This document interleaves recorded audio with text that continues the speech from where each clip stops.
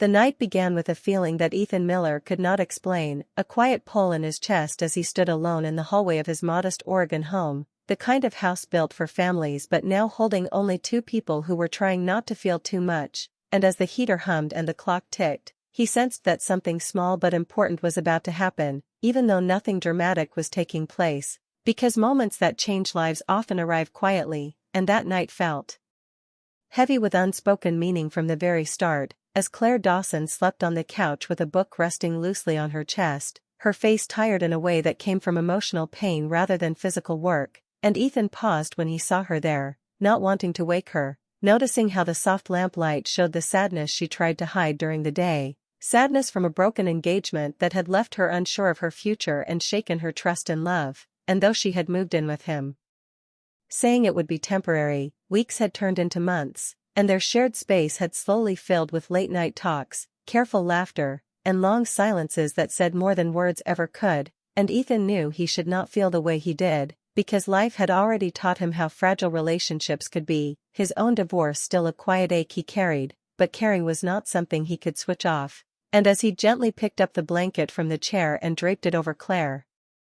he saw her stir slightly, whispering something he could not understand. And in that moment he made a simple choice to help her to the guest room so she could sleep more comfortably, guiding her slowly, making sure not to rush or scare her awake, and the house seemed to hold its breath as they moved down the hallway, the walls filled with memories of a calm but lonely life, and when he helped her lie down on the bed, he meant to leave right away, to keep things easy and safe, but something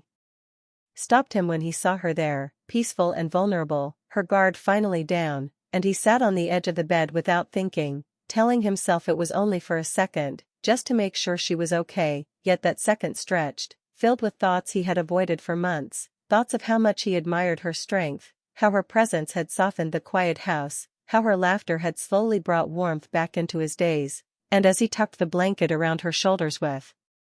care, his hand brushed her arm, a touch so light it could barely be called a touch, but it sent a wave of awareness through him that made his heart beat faster, and Claire's eyes opened then, not suddenly, not in fear, but slowly, meeting his gaze with calm surprise, and neither of them spoke right away because words felt too heavy for the moment, and in that silence there was understanding, not confusion, not regret, but recognition, as if they both knew this moment had been waiting for them.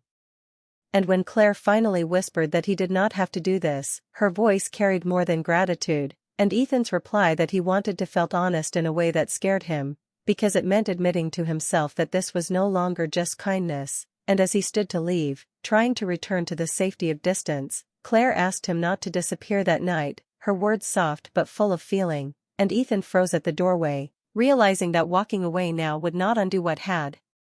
already shifted, because something had changed the moment he chose to stay, to care, to be present, and even though nothing improper had happened, even though the moment was gentle and respectful, it carried the weight of a beginning, and as he stepped into the hallway again, heart racing, he understood that this night was different from all the others, because it had opened a door he could no longer pretend did not exist, and the quiet house no longer felt empty, but alive with possibility,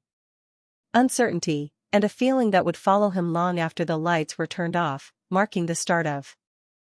something neither of them had planned, but both would remember forever. Ethan stood still at the doorway after Claire asked him not to disappear, the words hanging in the air like a quiet echo, and though only seconds passed, his mind moved fast, weighing distance against honesty, fear against care, and he finally stepped back into the room, not crossing any line but choosing presence over retreat, and Claire watched him with tired eyes that held both hope and caution, the kind that comes from being hurt before, and he sat again, this time farther from the bed, giving space while still staying close enough to show he meant no harm, and the room felt warmer, not because of touch but because of understanding, and Claire spoke softly about the long days she spent pretending she was fine, about how nights were harder because silence made memories louder, and Ethan listened without fixing, without advice, knowing sometimes listening was the most caring thing a person could do, and he shared pieces of his own quiet pain, how his marriage had ended slowly, without shouting, leaving him unsure if that made it easier or harder, and the honesty between them felt steady, not rushed, like two people finally setting down heavy bags they had carried alone, and Claire admitted that being cared for scared her more than being alone, because care meant risk, and Ethan understood that deeply, because opening his heart again felt like stepping onto thin ice, but as they talked, the fear softened, replaced by a calm awareness that neither was trying to take something from the other. They were simply meeting in the middle of shared loneliness, and at one point Claire's voice shook, not from tears but from emotion she had kept locked away, and Ethan felt the urge to reach for her hand but chose restraint, knowing respect mattered more than impulse, and instead he spoke her name gently, grounding her, reminding her she was not invisible, and she smiled then, a real smile that reached her eyes, and said that moment felt safe, safer than she had felt in months, and the clock kept ticking but time seemed less important, because nothing dramatic was happening, no promises were being made, yet something meaningful was forming, something built on care instead of rush, and when Claire finally leaned back against the pillows, exhaustion returning, Ethan stood again, this time with certainty, and told her he would be right down the hall if she needed anything, and she nodded. Trusting him, trusting the quiet agreement between them, and as he turned off the lamp, leaving only soft light from the hallway, Claire thanked him for staying, not just physically but emotionally, and he answered that staying felt right, surprising himself with the truth of it, and as he closed the door halfway, not fully shutting it, Ethan walked back to his room with a heart that felt both lighter and heavier. Lighter because he had shared something real, heavier because he knew this connection could not be ignored anymore, and lying awake, staring at the ceiling, he replayed the simple moments, the calm voices, the shared silence, realizing that the weight of that night came not from what happened, but from what could happen, and he understood that caring for someone in pain had slowly turned into caring for someone deeply, and that line, once crossed emotionally, could not be uncrossed, and though nothing had changed on the surface, beneath it everything was shifting. Because two people who had been guarding themselves had finally seen each other clearly, and that clarity, gentle and honest, was powerful enough to reshape the quiet house and the lives inside it, marking the moment when restraint became intention and silence began to speak louder than words. Morning did not bring relief for Ethan but a deeper awareness, because the quiet understanding formed the night before followed him through every small movement as he made coffee, as he heard Claire moving in her room, as he felt the house no longer divided by closed doors but connected by something unspoken, and when Claire entered the kitchen, wrapped in a light sweater, her hair loose and her expression cautious yet open, the air between them felt different, not tense but honest, and they exchanged simple greetings that carried more meaning than they admitted, sitting across from each other with warm mugs in their hands, both knowing the night had drawn a clear line between what had been and what could no longer be ignored, and Claire spoke first, saying she had not slept much because her thoughts kept racing, not from fear but from clarity, and Ethan nodded, admitting the same, and instead of avoiding the truth, they chose to face it carefully, talking about how feelings sometimes grow quietly, without permission, especially when two people share space during broken seasons of life, and Claire explained that her broken engagement had taught her to be careful with her heart, but living with Ethan had reminded her that care could be gentle, not demanding, and Ethan shared how his divorce left him afraid of hurting someone again or being hurt himself, and their words moved quickly, not circling the same pain but stepping forward, acknowledging attraction without naming it loudly, acknowledging connection without rushing it, and the pace of the conversation felt natural, like a river finding its path, and when Claire asked what scared him most, Ethan answered honestly that losing the respect between them would be worse than losing a chance at something more, and she agreed, saying she valued the safety they had built, and that safety mattered more than impulse, and this mutual understanding made the room feel lighter, because neither was trying to convince the other, they were choosing care, and later that afternoon they went about their separate routines, Ethan working from home, Claire leaving for errands, yet the distance did not erase the connection, instead it gave it space to breathe, and when she returned, they shared dinner, talking about small things, but even the ordinary felt new, because awareness had sharpened every glance and pause. And at one point Claire laughed softly and said it felt strange how something so simple as being tucked in could reveal so much, and Ethan smiled, knowing that moment had opened a door neither of them could close, and as the evening settled, they sat on opposite ends of the couch, comfortable with space, comfortable with presence, and Claire admitted she was afraid of hope because hope had disappointed her before, and Ethan replied that hope, when chosen slowly, could be strong instead of fragile, and that they did not need to decide anything right now, and this relieved her, because the absence of pressure allowed her to breathe, and as night came again, Claire stood to return to her room, pausing long enough to tell Ethan that the night before mattered, not because of closeness, but because of honesty, and he answered that honesty was the part he wanted to protect most, and as she walked down the hallway,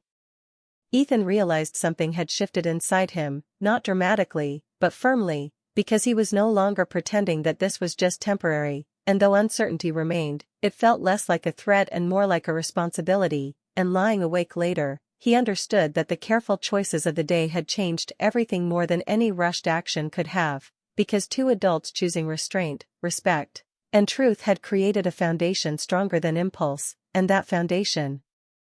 though quiet, held the promise of something lasting, making parting glances heavier and future moments more meaningful, as the connection between them moved from hidden feeling to shared awareness, ready to be carried forward with intention rather than fear. The next morning arrived with soft light and a sense of calm that felt earned rather than accidental, and Ethan noticed it the moment he woke, because his chest no longer felt tight with uncertainty but steady with quiet resolve, and as he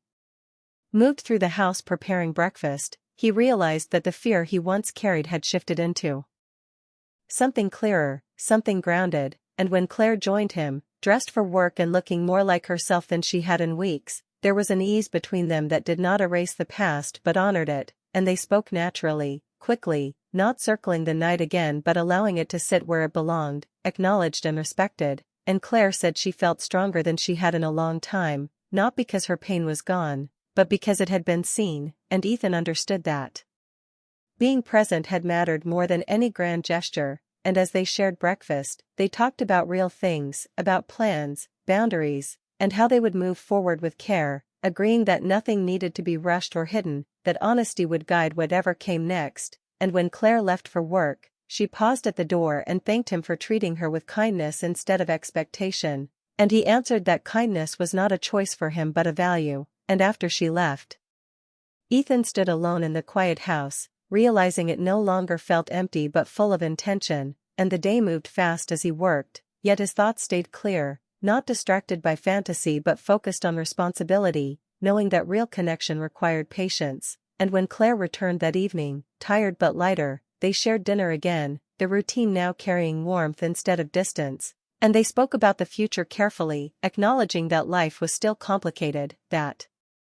healing was not complete, but also recognizing that something meaningful had already begun, and later, as they sat together in the living room, not touching but close enough to feel presence, Claire said she was grateful that the moment which changed everything did so without breaking trust, and Ethan agreed, understanding that love built quietly often lasts longer than love born from impulse, and when the night grew late, Claire stood and smiled, a calm, confident smile, and said goodnight.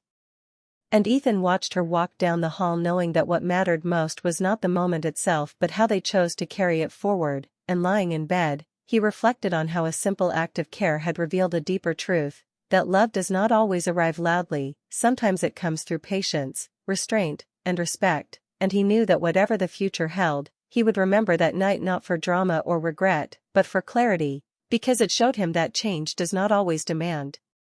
action, sometimes it asks for understanding, and as sleep finally came, the house rested in quiet balance, holding two people who had chosen maturity over fear, connection over loneliness, and hope shaped by wisdom, and that choice, made gently and without force, was the true beginning of everything that followed.